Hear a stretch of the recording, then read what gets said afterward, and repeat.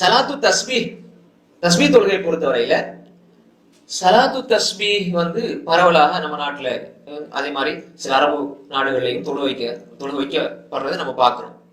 இப்படி ஒரு தொழுகை இருக்கிறான்டா அதுல ஹதீஸ்ல பார்ப்போம். இமாம் அபூ தாவூத் ரஹிமஹுல்லாஹ் சிஸ்தானி சுனன் அபீ தாவூத்ல, அது மாதிரி இப்னு மாஜா ரஹ்மத்துல்லாஹி அலைஹி, அது மாதிரி திர்மிதி ரஹ்மத்துல்லாஹி அலைஹி இந்த ஹதீஸை பதிவு செய்றாங்க. அன் இப்னு அப்பாஸ் ரலியல்லாஹு அன்ஹு அன்ன ரசூலுல்லாஹி ஸல்லல்லாஹு அலைஹி வஸல்லம் قال للعباس بن عبد المطلب يا عباس. இப்னு அப்பாஸ் ரலியல்லாஹு ரிவாயத் செய்றாங்க. இப்னு அப்பாஸ் ரலியல்லாஹு ரிவாயத் செய்றாங்க. ரசூல் ஸல்லல்லாஹு அலைஹி வஸல்லம் قال للعباس ابن عبد المطلب, அப்பாஸ் இப்னு அப்துல் முத்தலிபுக்கு சொன்னாங்க, யா அப்பாஸ் யா அம்மா, எனது தந்தையின் சகோதரரே. அம்மா அம்முன்ற வார்த்தை அரபுல சித்தப்பாக்கும் வரும் பெரியப்பாக்கும் வரும். சிறிய தந்தை பெரிய ரெண்டுக்குமே அம்முன்னா சொல்லுது. நம்ம தமிழ்ல தான் ரெண்டு இல்லை, அரபுல அம்முண்டா ரெண்டையும் குறிக்கும். எனது தந்தையின் சகோதரரே, அலா வாத்திக அலா அம்னஹுக, உங்களுக்கு ஒரு நன்கொடை தரவா, உங்களுக்கு ஒரு நல்ல ஒரு நல்ல நன்கொடை ஒன்று ஏதாவது ஒன்று செய்யவா அப்படின்னு சொல்லி போட்டு உங்களுக்கு எப்படி அருட்கொடையை நான் தரவா அப்படிலாம் அந்த கேட்டு போட்டுதான் இந்த தொழுகையை படிச்சு கொடுக்குறாங்க.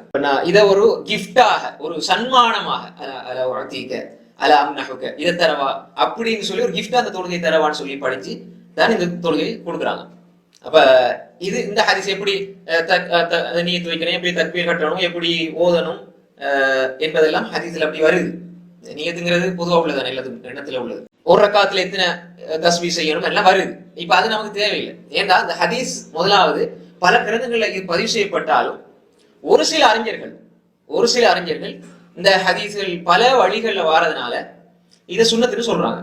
தஸ்பீஹுடைய தொழுகை சுன்னத்துன்னு சொல்றாங்க. ஒரு சில அறிஞர்கள் சொல்றாங்க, பழைய கால அறிஞர்கள் சொல்லியிருக்கிறாங்க. அதே மாதிரி நவீன காலத்து அல்பானி ரஹ்மத்துல்லாஹி அலைஹி சுன்னத்துன்னு சொல்றாரு தஸ்பீஹ் தொழுகை. அப்ப நம்ம ஏன் இவர் அல்பானி ரஹ்மத்துல்லாஹி அலைஹி நம்ம நிறைய ஹதீஸ்களுக்கு ஆதாரமாக நிறைய அவருடைய கருத்து எடுப்போம்.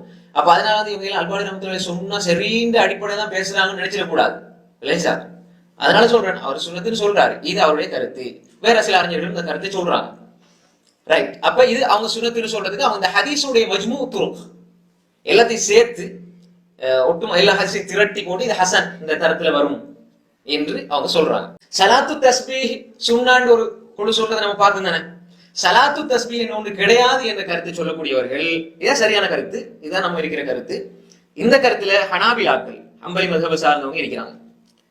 அதே மாதிரி ஹனஃபியாக்கள் ஹனஃபி மதுஹபை சார்ந்தவங்களுடைய ஒரு சிலருடைய கருத்து.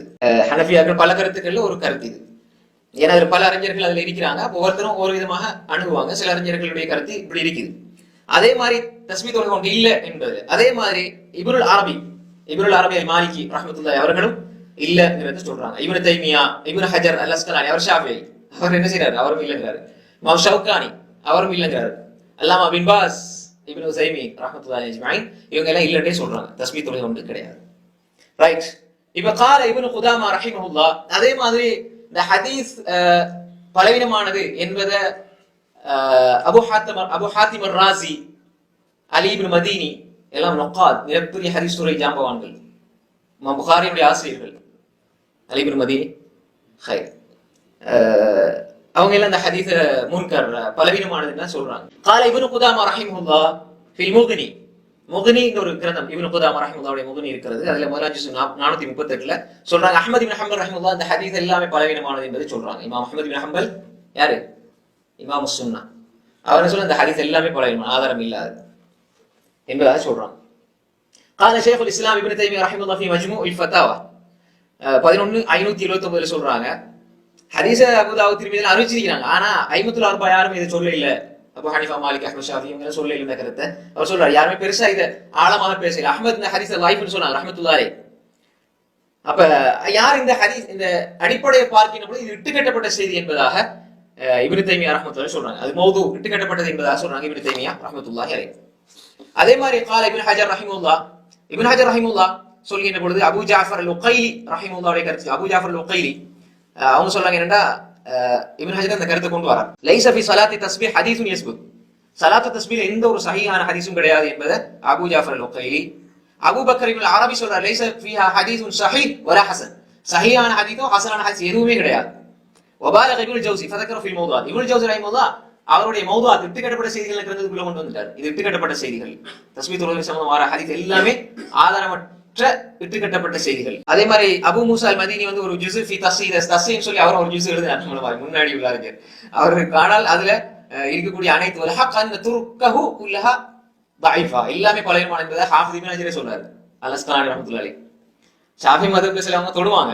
இப்போ உள்ள காலத்துல உள்ளவங்க என்ன செய்றாங்க, மதஹப்ல சில புத்தகங்களை படிச்சுட்டு தொழுவாங்க. இப்ப நம்ம இதை சொன்னோம் வைங்களேன், இவர் ரெண்டு எல்லாம் எட்டு சொல்றாரு, இங்க நம்மள போட்டு திட்டுவாங்க. நீங்க அப்படி திட்டுதான் இப்னு ஹஜர் திட்டுங்க ரஹ்மத்துல்லாஹி அலைஹி. அதே மாதிரி அலி இப்னு மதீனி, அபு ஹாத்திம் ராஸி, இப்னு தைமியா, இப்னு ஜௌஸி அறிஞர்கள். அப்ப அது அது அவர் தொகுத்த புத்தகம் அதை தஸ்ஸீஹ் பண்ணி தான் தொகுத்தாரு. இந்த ஹதீஸ் எல்லாம் சஹீஹ்னு சொல்லி தான் தொகுத்தாரு அபு மூசா அல் மதீனி. ஆனா இப்னு ஹஜர் சொல்றாரு உண்மையிலேயே எல்லாமே லைஃப் தான் சொல்லி. யார் சொல்றது? இப்னு ஹஜர் சொல்றாங்க. அதே இப்னு அப்பாஸ் உடைய ஹதீஸ் கிட்டத்தட்ட ஒரு ஒரு வாதத்துக்கு ஹசனுடைய தரத்து கிட்ட வந்தாலும், ஆனால் அது ரொம்ப தஃபர், அதை தனிச்சு அறிவிக்கப்பட்டிருக்கு. அது மட்டும்தான் வந்து வேற துணை சான்றுகள் எதுவுமே இல்லைங்கிற அடிப்படையில் அதையும் நம்ம ஏற்றுக்கொள்ள முடியாது. தல்ஹீஸ் பேசியிருக்கிறார்கள் 2ஆம் ஜுஸ் 14. யார்? இப்னு ஹஜர் ரஹிமஹுல்லாஹ். இந்த இப்னு ஹஜர் அல் அஸ்கலானி ரஹ்மத்துல்லாஹி இப்படி நிறைய கருத்துக்கள் சொல்றாங்க. அது மாதிரி நம்ம இன்னும் பல அறிஞர்கள் இவங்களோட இந்த ஹதீஸ் சம்பந்தமாக பேசியிருக்கக்கூடிய பல அறிஞர்கள், குறிப்பா இப்ப முந்தின காலத்துல நம்ம பாத்துறோம். முந்தின அறிஞர்கள்ல பெருசா சஹாபாக்குடைய காலத்துல, ரசூலுல்லாஹி ஸல்லல்லாஹு அலைஹி வஸல்லம் காலத்துல கூட இப்படி ஒரு தொழுகை மக்கள் மத்தியில தொழப்பட்டதாக பெருசா எந்த செய்திகளுமே சரியானது இல்ல. சஹாபாக்கள் தொழுதாக இல்ல, தாபீன்கள் தொழுதாக இல்ல, எதுவுமே சரியான செய்தி இல்லை. இப்படி ஒரு பெரிய ஒரு இபாதத், பெரிய ஒரு அடிப்படையான, அதாவது நிறைய பாவங்களை நன்மைகளை பெற்று தரக்கூடிய பாவங்களை மன்னிக்கிற பெரிய சுன்னத்தான தொழுகை சஹாபாக்கள் செய்யல, தாபீன்கள் செய்யலன்னு சொன்னால் அது இல்லை என்பது வேற ஒரு சான்றாக காட்டுகிறது. அது மாதிரி மத்த மைய கருத்தினையும் நக்காரத்து இருக்கிறது. இந்த ஹதீஸ் பலவீனம் என்பதை பார்க்க முடியும். அதே மாதிரி தான் இப்ப இந்த காலத்துல இப்னு பாஸ் ரஹ்மத்துல்லாஹி சொல்றாங்க, ஸலாத்து தஸ்பீஹ் கைரு ஸஹீஹா, ஸலாத்து தஸ்பீஹ் என்பது அது இல்ல, எல்லாமே அதனுடைய துருக் எல்லாமே பலவீனமானது என்பதாக சொல்றாங்க. அதே மாதிரி இப்னு உஸைமீன், அவங்க இப்னு பாஸ் ரஹ்மத்துல்லாஹி கருத்து. அதே மாதிரி இப்னு உஸைமீன் ரஹ்மத்துல்லாஹி அலைஹி மஜ்மூ ஃபத்தாவா இப்னு உஸைமீன் 14327ல ஸலாத்து தஸ்பீஹ் என்பது லைஸத் பி சுன்னத் அல்ல, அப்படி ஒரு தொழுகை கிடையாது. வ அன்ன ஹதீஸா ضعيف, அது பலவீனமான செய்தி. அந்த அது சம்பந்தப்பட்ட ஹதீஸ் எல்லாம் பலவீனமானது. அதே மாதிரி ஷேக் முக்பில் பின் ஹாதி அல் வாதரி அவருடைய மாணவர் முஸ்தஃபா அல்-அதரி அவருடைய பார்வை ضعيف. அதே மாதிரி அல்லாமா அப்துல் அசீஸ் இப்னு மர்சூக் அத்-தரீஃபி அவருடைய பார்வை இந்த ஹதீஸ் எல்லாம் ضعيف. அதே மாதிரி இப்போ உள்ள நிறைய முஹத்திஸீன்கள், நம்ம மதிக்கக்கூடிய அறிஞர்கள், பெரும்பாலான 199% அறிஞர்களுடைய கருத்து இது ஆதாரமற்ற செய்திகள், தஸ்பீஹ் தொழுகை சம்பந்தமாக வந்திருக்கக்கூடிய செய்திகள் எல்லாமே. எனவே இப்படி ஒரு தொழுகை கிடையாது. இன்னும் சில அறிஞர்கள் இது பிதஅத் என்ற கருத்தையும் சில அறிஞர்கள் சொல்றாங்க. இப்படி தொழுவது என்பது பிதா, மார்க்கத்துல இல்லை என்ற கருத்தையும் சொல்றாங்க. வல்லாஹு அலம்.